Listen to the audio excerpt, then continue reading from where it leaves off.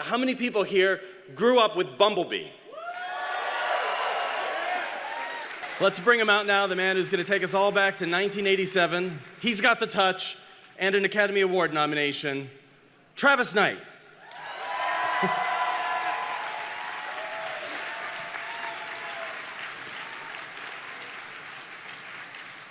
I was a child of the 80s, so I grew up loving that first wave of Transformers. And for me, I thought it was magical. I thought it was wondrous. I'd never seen anything like it. And so for me, with a smaller cast, knowing there was going to be some high-octane action sequences where we have these robots smashing into each other, I wanted to make sure that at a glance, every single one of them, you could tell who they were. Every single one of them had to have its own unique silhouette, its own unique color scheme, so you always knew what was going on screen.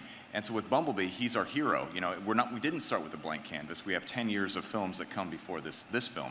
But because it's set 20 years prior, it gave us some liberty to harken back to that original wave of G1 designs, which I absolutely adore.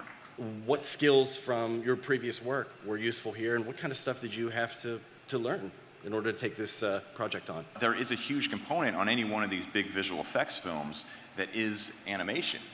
I think people don't think about it. They think, oh, it's visual effects, but no, it's animation. Bumblebee is an animated character. And so I approached our animators like you would approach actors, because that's what they are. Bumblebee has to give a performance that's as believable, as authentic, and as moving as Hailee Steinfeld. So approaching it from that prism, really making him feel like an emotional creature, I do think it allows the audience to attach more meaningfully to this character and hopefully forge a more emotional connection with him. It's an origin story. We find out who he was before he met us, and then his experience, why he becomes the character he becomes because of this journey that he goes on over the course of the film. And we really give us an opportunity to take a deep dive into this character and understand what he's about. And it's a way of looking at Transformers that I don't think we have before. For fans of the series, you can come into this film not knowing anything about the Transformers and still enjoy it. But for fans of the franchise, the stories, the comic books, the toys, there are all manner of layers in this film that people are going to enjoy. And so as someone who grew up loving these things, it was a field day. I felt like I was a kid who was playing with my toys just on a big stage. Hailee Steinfeld plays Charlie Watson, kind of the young gearhead who discovers this rusty old VW bug. And George Lendeborg Jr., who plays her pal Memo.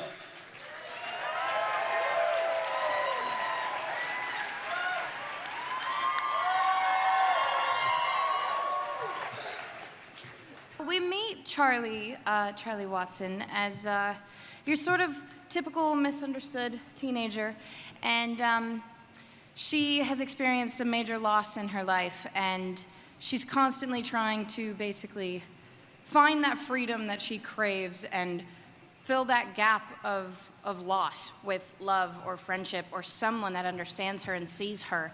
And like I said before, she's craving this sense of freedom, and she sees that within a car that works. And she goes on this journey of finding that car and makes this unbelievable discovery that this car she ends up finding is not only a car. And then this beautiful journey of her and Bumblebee sort of begins.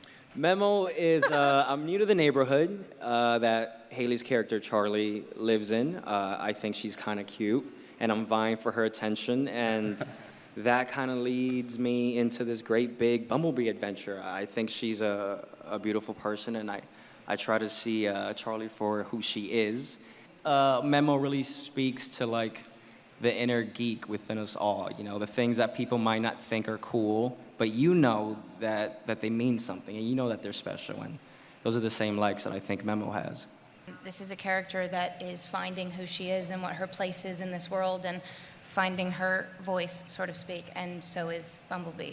And they do that together, and it really is this beautiful story that just unfolds of friendship and heartfelt emotions. And one thing that was incredibly important to me and Travis was making sure that Charlie had that the relationship Charlie had with Bumblebee meant something, and that it was exciting and emotional and everything you want it to be. And that all sort of falls into their coming of age. Yeah.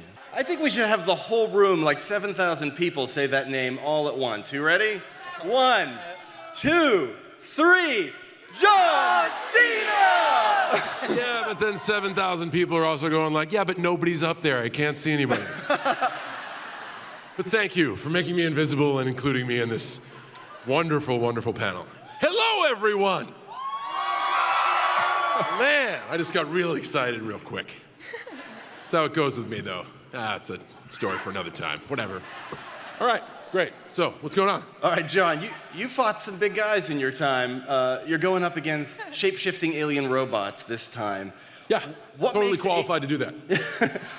What makes Agent Burns an antagonist? He's something. He thinks he's a good guy, right? Yeah, this is where it gets awkward. Because I've been sworn to secrecy, and I'm not supposed to talk about stuff, but I see all these people out here, and I want to explain myself and why I think I'm right. I'll just say that Agent Burns knows that he's right, and that's the reason why he does sometimes the naughty things that he does.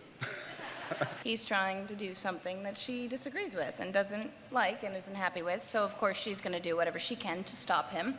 Yeah, but we all know that Charlie's like stuck in her ways and stubborn and an adolescent. He doesn't know a lot about life, and a guy with more life experience can be like, hey, I've been through what you're going through, and I'm kind of trying to teach you lessons and stuff, and you're doing it wrong.